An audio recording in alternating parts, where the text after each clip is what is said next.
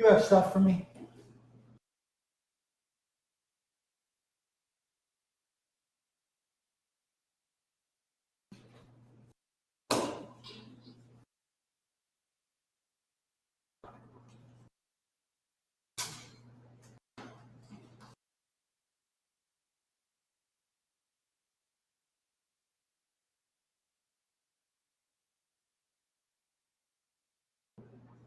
This is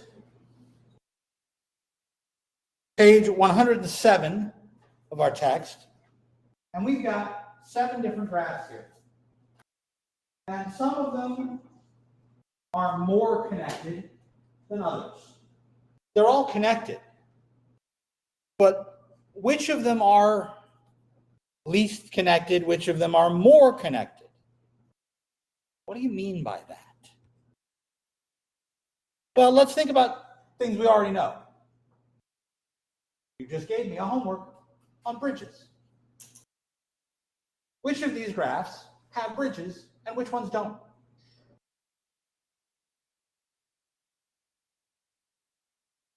Lauren?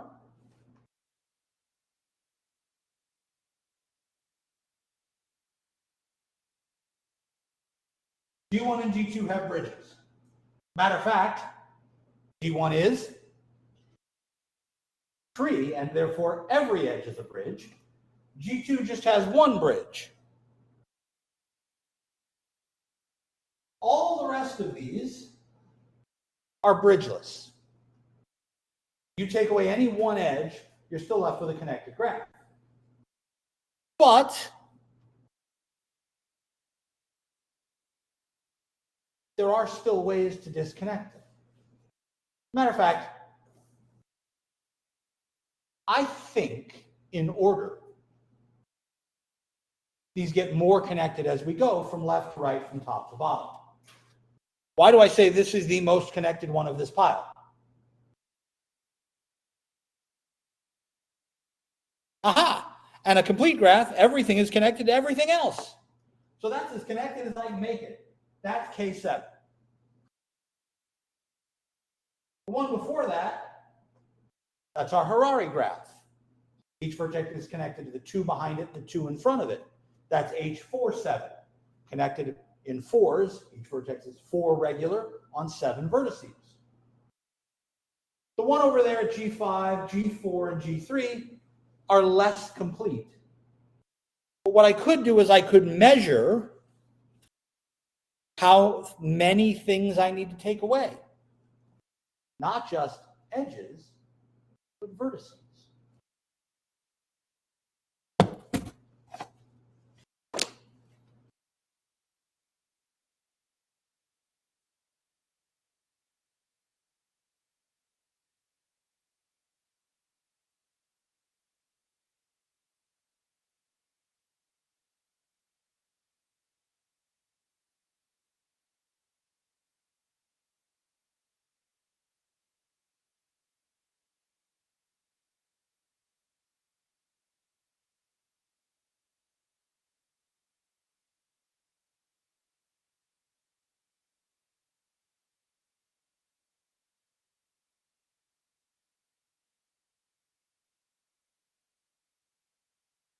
If I take away a single vertex, clearly I've reduced the number of vertices by 1. What have I done to the edge set?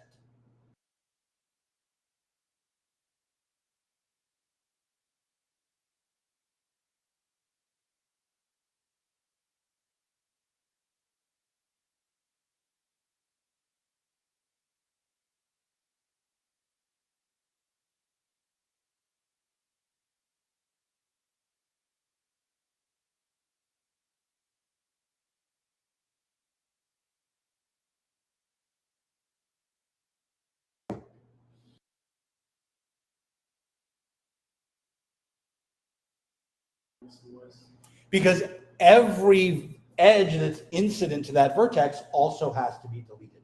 So to fill in the blank there, I use degree of V.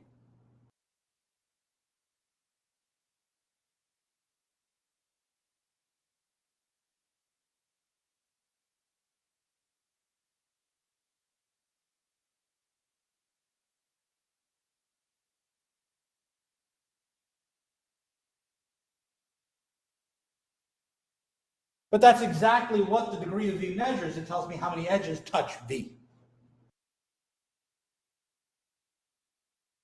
By the way, you could get rid of more than one vertex at a time.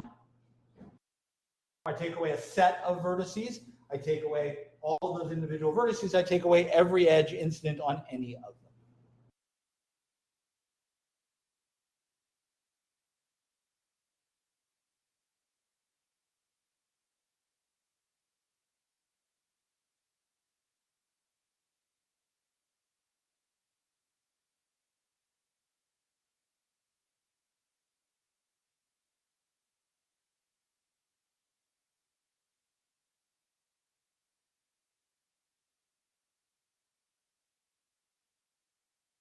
A cut vertex is a vertex that when I pull that vertex out, it disconnects my graph.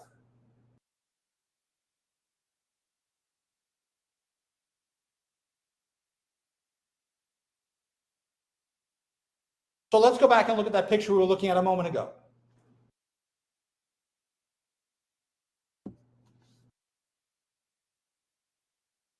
I already know G1 and G2 have bridges. If we remove a vertex at the end of a bridge, we've disconnected our graph. Get rid of that one. We'll have two lone vertices and that down there. Remove either end of that bridge. You've disconnected the graph. What happens if I remove an end vertex? I didn't disconnect my graph. So I need to be careful. While the end of a bridge can be removed to disconnect it, I have to make sure that's not an end vertex. What about G3? That's bridgeless.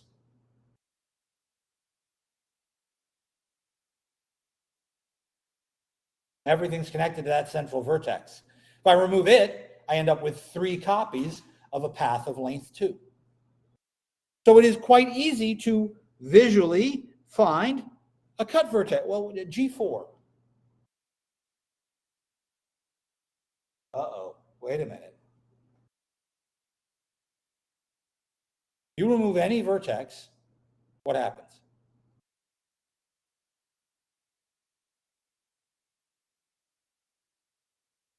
If I remove any vertex, I'm going to remove the 2 edges that are connected to it, but those are not adjacent to a disconnected set. They'll result in a path. Oh, crap. So even though this vertex has this graph is connected, it turns out not to have any cut vertices.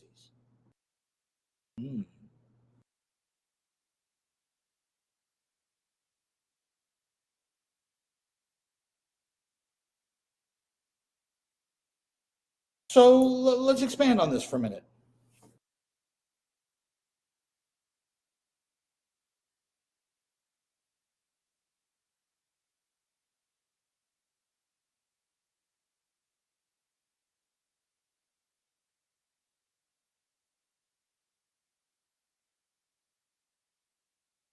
Let's suppose I have a graph and it's not just a path with 2 vertices.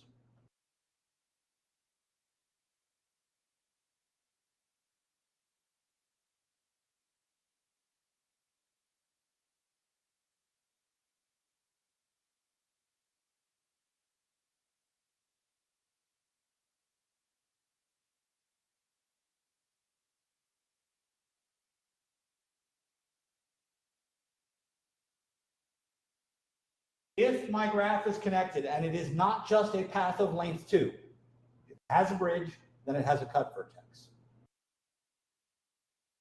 Okay, wait a minute. Why do I need it to not be a K2?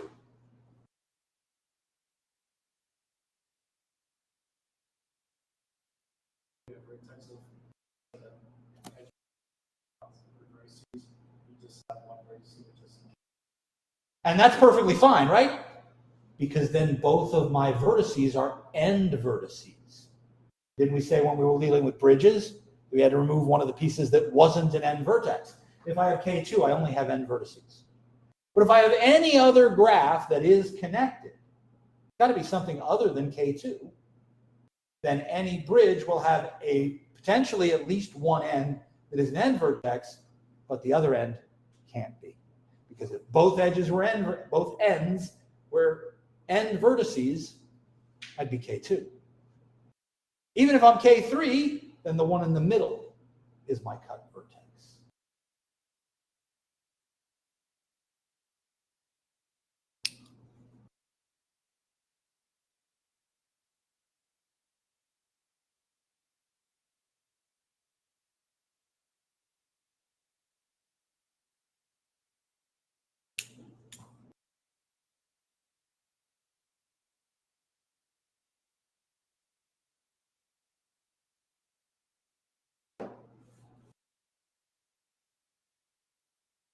Wait a minute.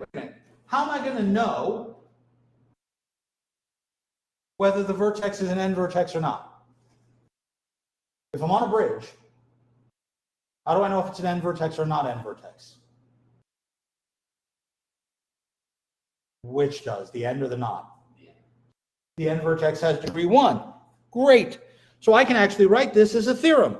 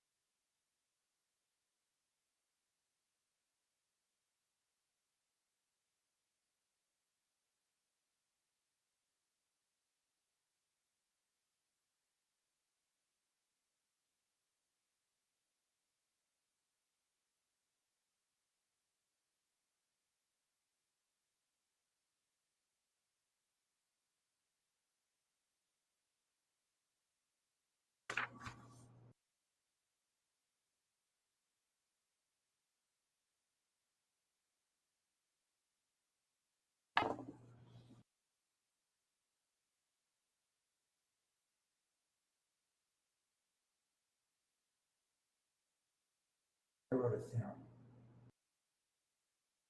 What does that mean I should do?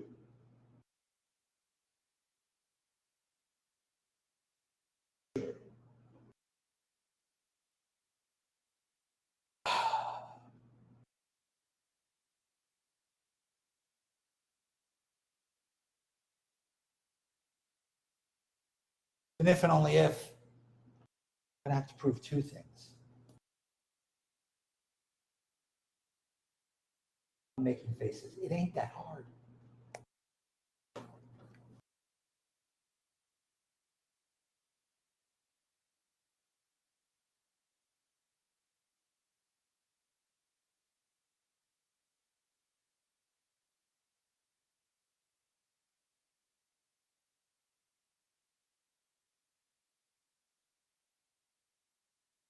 So let's start with a bridge.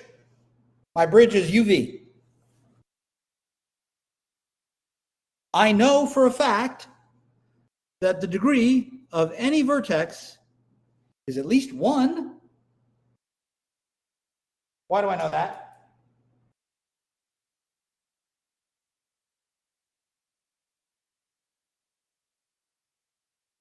It's connected. There are no isolated vertices. It's got to be touching something. Okay. If the degree of V is 1, then V is an end vertex.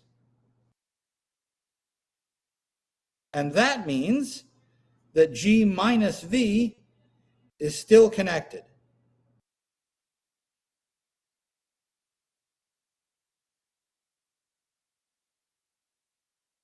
Therefore, V is not a cut vertex.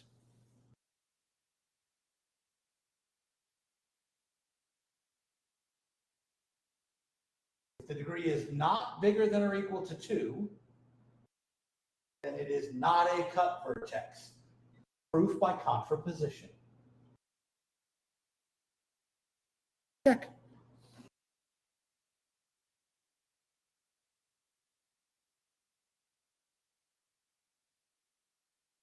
So that's this way. Although I proved it by going not the other way. So now I have to go that way.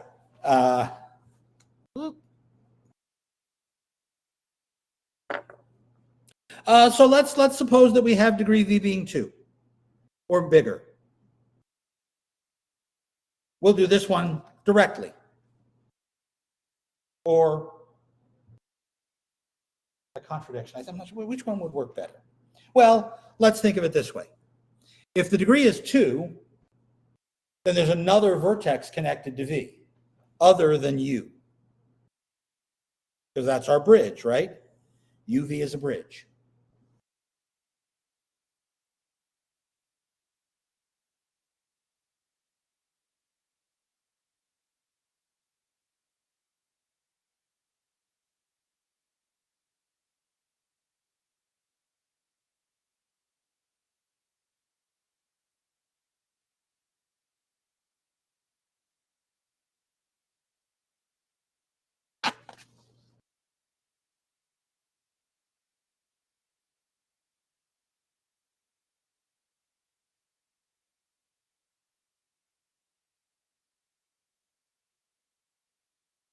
Let's do this by contradiction.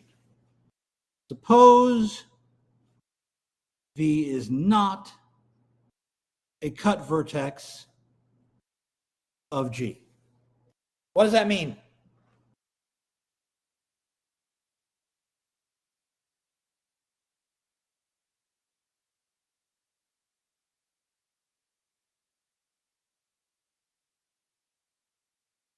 Aha.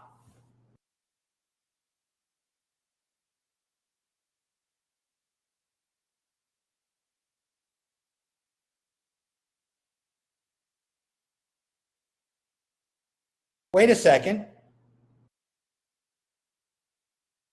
U and W are both parts of G minus V, aren't they? And if that's connected, there exists a U-W path, call it P, in G minus V.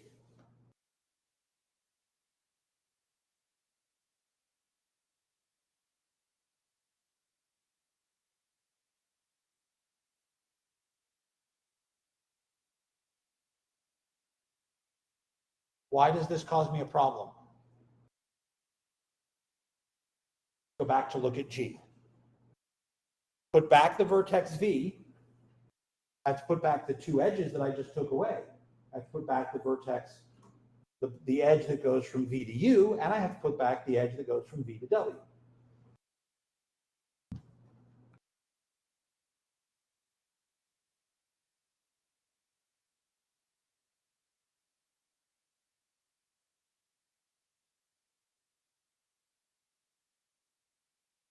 What do I know about that set of edges?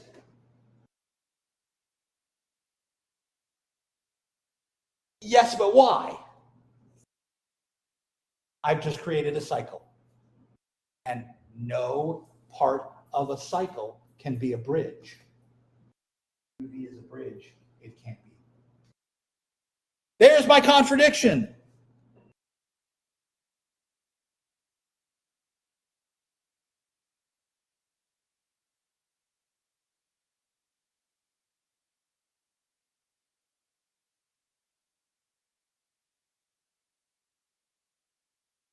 Which means, what was the thing I supposed?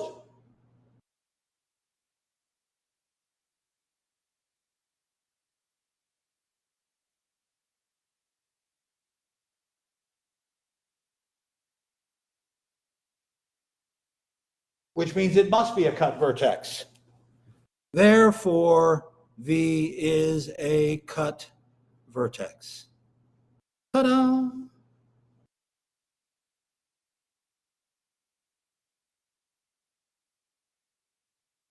Now that goes back to our tree idea, right? In a tree, all the vertices that weren't end vertices were cut vertices. And that's exactly what we've shown here. If your degree is bigger than 1, you're not an end vertex, you're a cut vertex. If you're on a bridge, and in a tree, everything's on a bridge.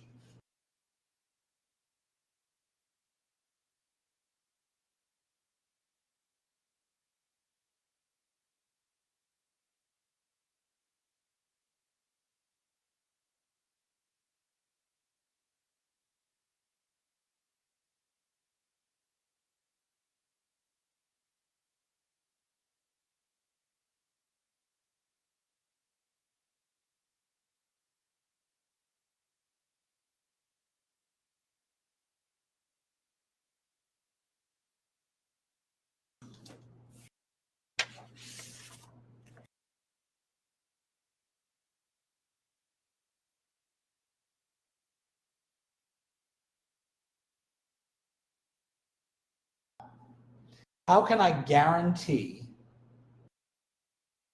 that a connected graph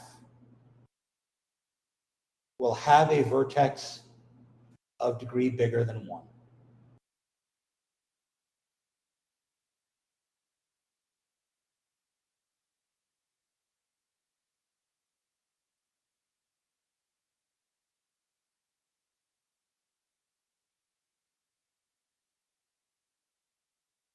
I promise you, you've been given enough information to answer that question just today.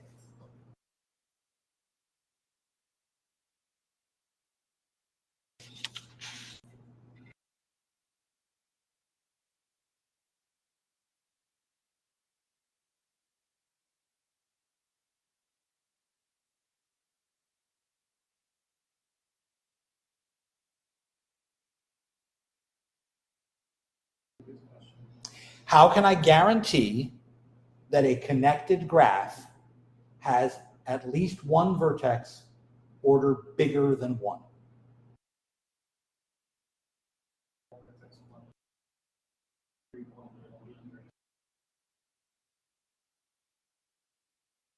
Has to be some sort of, has to be some vertice that connects them. There's a condition to be met. You're avoiding looking at that condition. I know, you're not doing it intentionally. I'm not saying this is willful blindness, Reese. I'm not accusing you of going la la la la la la la. I'm telling you that there's a very particular graph that we've already mentioned today that you're missing. It is K2. That's a connected graph that has 2 vertices of degree 1. But as soon as you have a third vertex, no matter what graph you've got, if it's got 3 or more vertices, at least one of them has to have degree more than 1 when the graph is connected.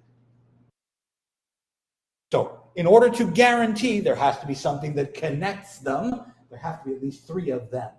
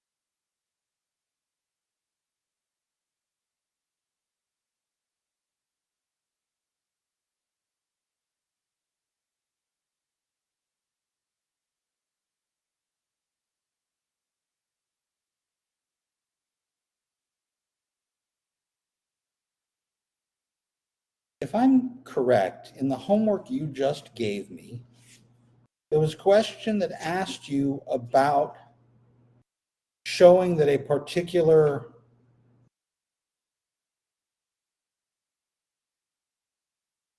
edge had to be on all the paths to be a bridge?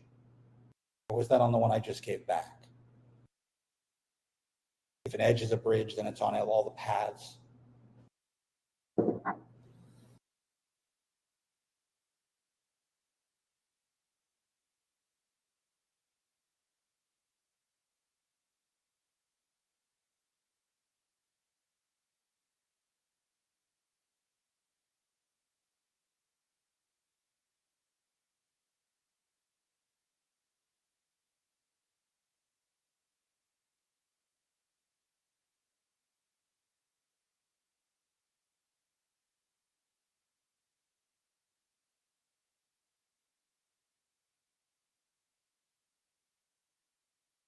Let's suppose I have a cut vertex. And I throw it out and I look at 2 vertices that are in different pieces of G minus V.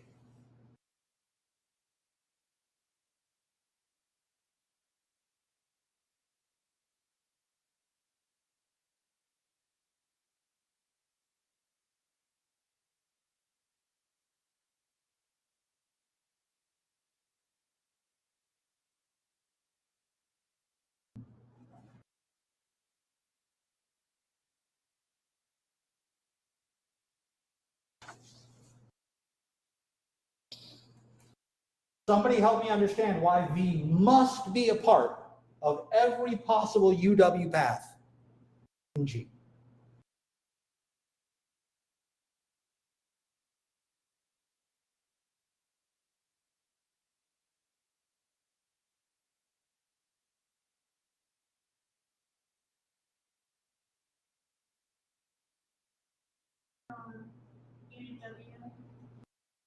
If you can find any one path from U to W that doesn't go through V, then when you take away V, U and W are still connected to each other. That contradicts the statement that they're on distinct components. Ta-da! Gee, some of the proofs are really short, aren't they?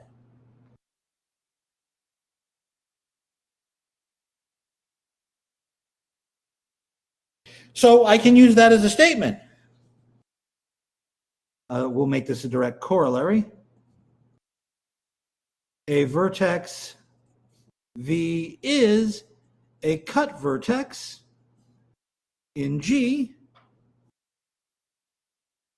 if and only if there exist vertices U and W so that every UW path contains V. That is not only a necessary condition, it is a sufficient condition.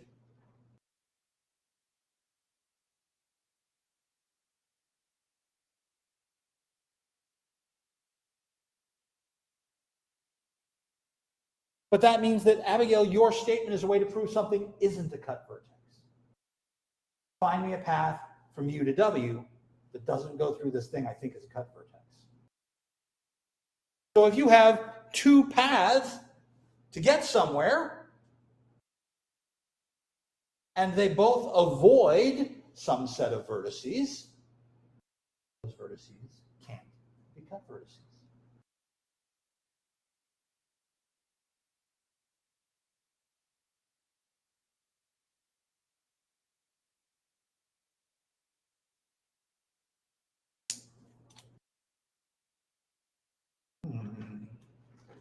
Questions?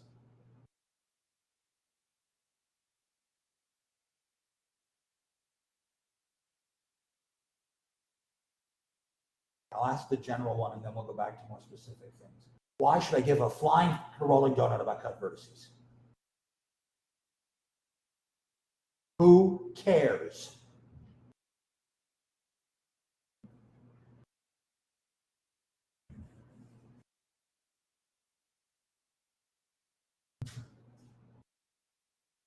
What's your graph represent? Say again? Connections. If this particular vertex is a cut vertex, if that connection is lost, no one can get from one side to the other. Period. End of story. Like you've taken down a bridge, you don't have to take down one end, right? And this could be a town, a city, a computer in a network. It could be a supply chain issue. What happens when the Suez Canal gets blocked? Transportation ground will halt. For 14 days, everybody had to reroute everything to go around the Cape of Good Hope, which added 2 weeks to get from one side of America to the other. Sorry, one side of Africa to the other. A very bad idea. Very big problem.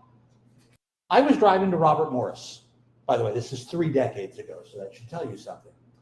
I drove out to Robert Morris, and as I got to the middle of downtown, 18-wheeler carrying a roll of steel made the corner going into the Fort Pitt Tunnel and the roll of steel fell off the trailer.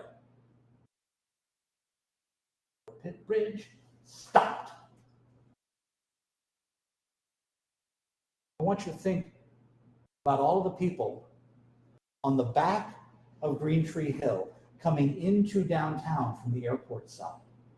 Because the only way to move that roll of steel was to get a crane to lift it. That crane had to be on the upper deck, so they had to close the inbound side from there, and the steel itself was on the outbound. Nobody went through Fort Pitt that day. Is Fort Pitt a cut vertex for the Parkway? It sure felt like it to me, being stuck halfway up the bridge. But no, they backed us down, backed us off the ramp, and sent us up to the north side to use Route 65 and to go around the West End Circle. It's not a cut vertex, but it sure felt like it for an hour. By the way, I made my meeting with about 4 minutes to spare. So this is a matter of infrastructure support. I don't know what your connections represent, Ben, and that's part of my problem. They could just be communication lines. And that's where we build in redundancy to a bunch of our networks. We try and build in extra connectivity. They could be supply chains where we have critical points, critical vertices, in which case we have to harden that part of the system. Imagine the electrical grid. If we have a cut vertex, then all of a sudden, half of the electricity and the other half. Are there suppliers on both sides, or is everything coming in one direction? Remember Texas 2 years ago? Where it got to be 30 degrees in Texas for the first time in a decade or three, and everything that was a water pipe exploded because nobody had any experience with that, and the power grid went down. One node went down, and it caused a cascade failure. I'd love to tell you this is useless. It matters just a little.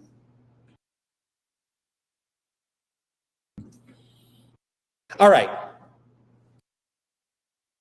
In a tree, all the edges are bridges, but not all the vertices are cut vertices. It is therefore possible to make a graph of only bridges. Can you make a graph of only cut vertices?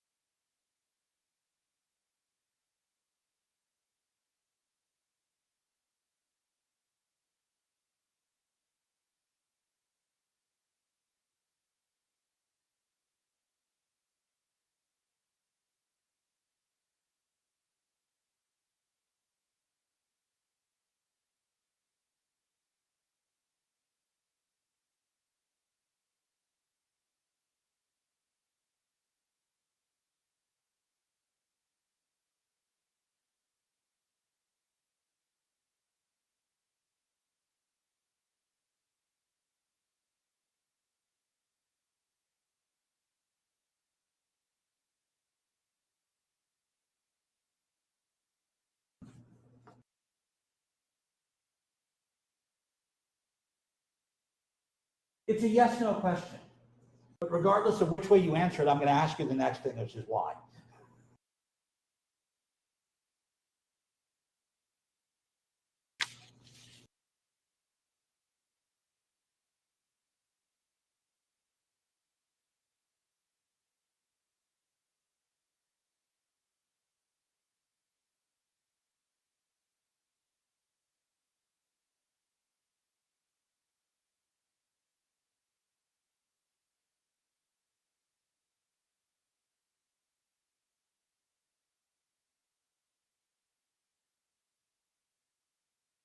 Need a decision maker?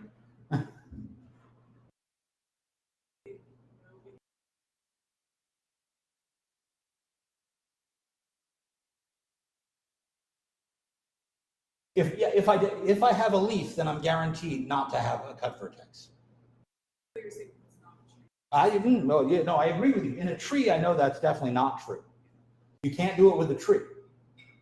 Can you do it with any graph?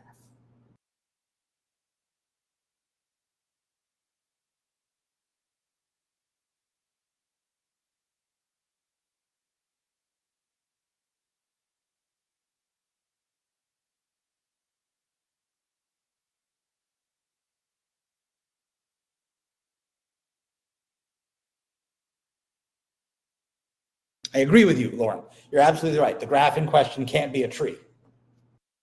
Could it be something else?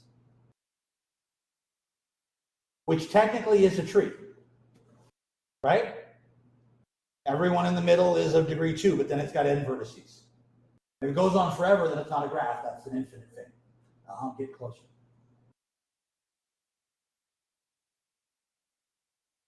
Let's suppose that what I had, whatever the graph looked like, your idea of an end vertex is still something I think I want to run with.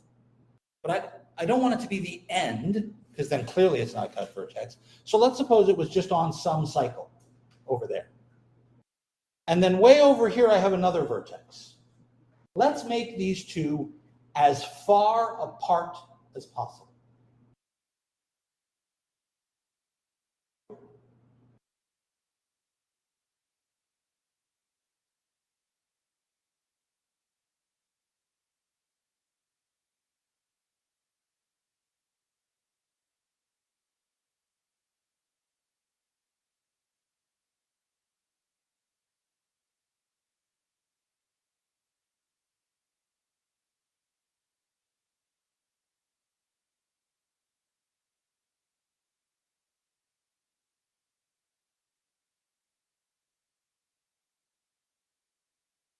So let me fix one vertex, U. I claim that if we can find the vertex that is furthest away from U, then that can't be a cut vertex.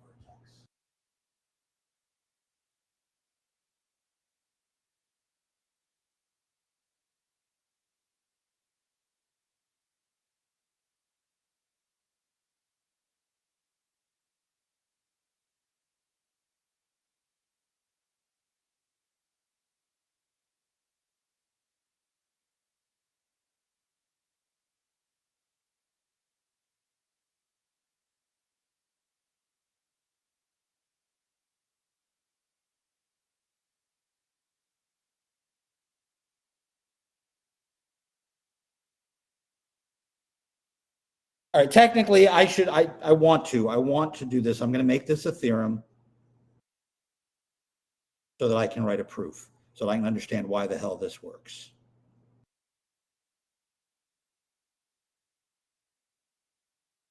All right. So I've got this vertex U over here. And somewhere else in my graph, here's the vertex that's furthest away. There could be more than one of them, by the way. If the maximum distance from U to V is 7, there might be another vertex whose distance is also 7. Yes? So that's what furthest from means.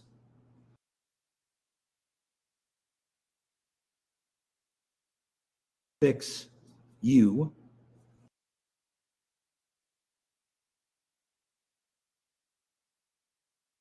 Let V be a vertex in G furthest from U.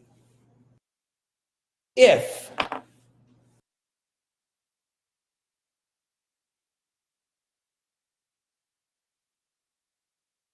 we do have a cut vertex there, then when I remove it, there should be two components, at least, right? That's what being a cut vertex is.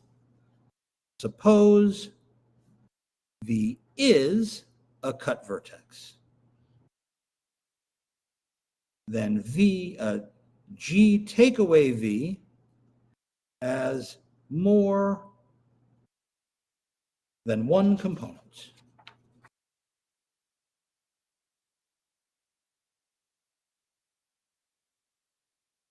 And by definition, U is in one of those components. Yes?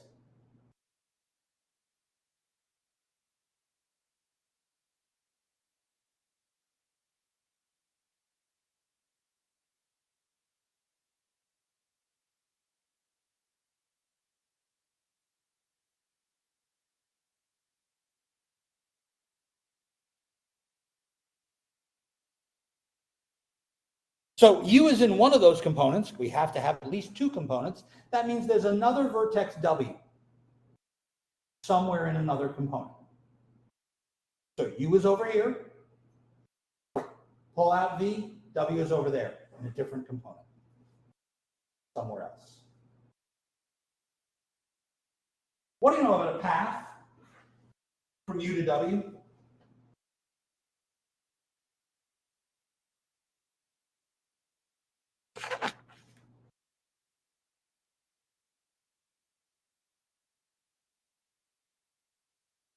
In G, a UW path must do what?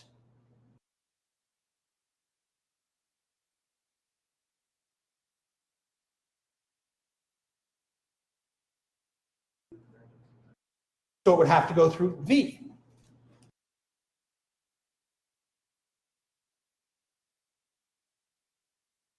Hey, wait a minute. Wait a minute. If I want to go from U to W, I have to go through V. What does that tell you about how far U is from W?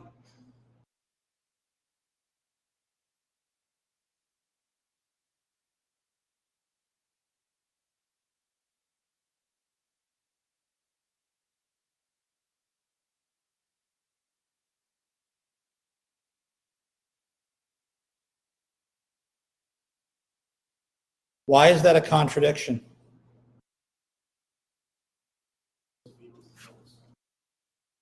And I can't have anything else that has a bigger distance.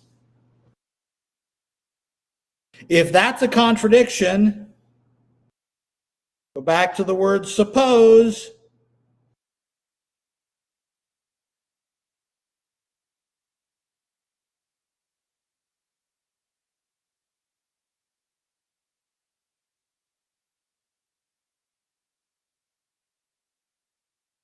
Lauren, you were right. But it doesn't have to be an end vertex. It just has to be the two furthest points. Wait a minute. If I fixed U and then I found V from that, what if I switched the two roles? Said, hey, start from V and then find U. Won't U be as far away from V as we can get?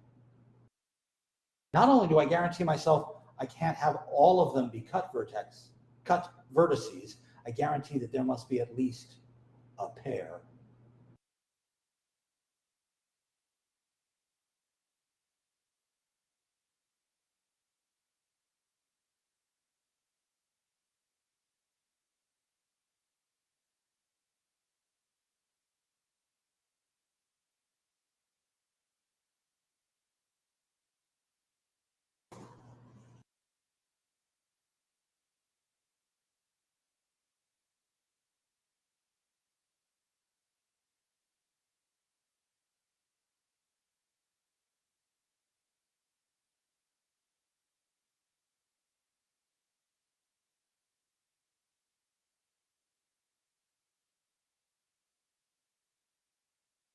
And how do I know what two vertices those are?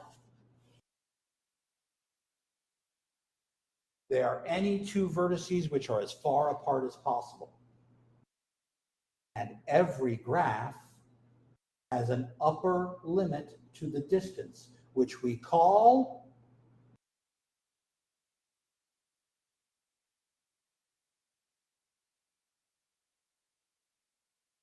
geodesics is a path. The diameter of the graph is the longest possible shortest path. That's the biggest possible distance in your graph. As soon as you know what the diameter of your graph is, you know, oh, find me two vertices that are that far apart. Neither of those are cut vertices. By the theorem we just proved. All right. The assumption here was a cut vertex. I took away one vertex and the thing was disconnected.